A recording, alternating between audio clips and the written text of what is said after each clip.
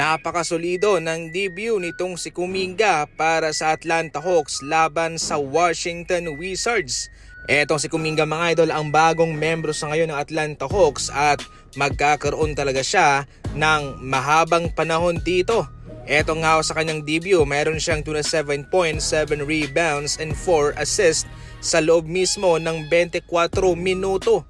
Walang naging problema itong si Kuminga mga idol. Ito yung bagay na team para sa kanya. Itong Atlanta Hawks, mga batang team, yung rotation, hindi masyadong masikip, maluwag para sa kanya. Hindi man to nakuha ni Kuminga sa Golden State Warriors, ngayon sa Atlanta Hawks ay mabibigyan siya ng isa pang chance na mapatunayan ang kanyang sarili. Ngayon, kailangan lang po ni Kuminga na maging consistent sa kanyang mga numero mga idol para magpatuloy ito. Samantala, marami naman sa ngayon ang nagrereklamo patungkol kay Luka Doncic sa kanyang inaasal di umano sa loob ng court. Ayon mismo kay Zach Lowe mga idol, itong si Luka Doncic ay tila mahirap nang panoorin dahil itong si Luka Doncic ay panayreklamo daw sa mga referee. Kahit na siya'y ma-foul man daw o hindi, siya'y nagrereklamo sa referee palagi. Parang sarili na lang daw din ang iniisip nitong si Luka sapagkat ito ho'y may epekto sa kanyang kupunan. Dahil kung siya magrereklamo sa referee, siya'y magsasalita, hindi siya makakabalik sa kanilang depensa.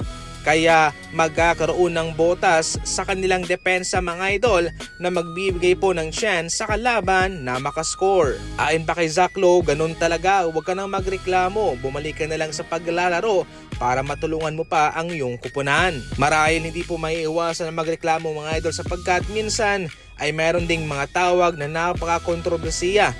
Gayunpaman, nasa kay Luka Doncic na kung paano niya kontrolin ang kanyang emosyon sa bawat laban. Hindi naman nagustuhan ni Quinton Post ang decision making nitong si Brandon Podziemski sa kanilang laban kontra Pelicans. Eto, malaking mismatch na sana ito para kay Post dahil maliit ang nagbabantay sa kanya.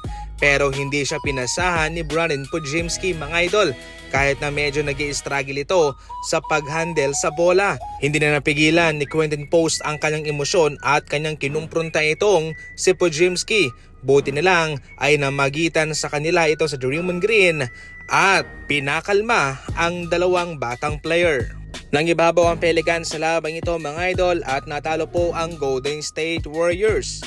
Hindi nakasabay ang ibang mga players ng Warriors sa pag-score laban sa Pelicans at sila'y naiwanan. Sinubukan naman nilang makahabol sa huli pero kinapos pa rin naman sila. Para sa mga NBA Fast Break balita, tumutok lang palagi and as always, thank you for watching.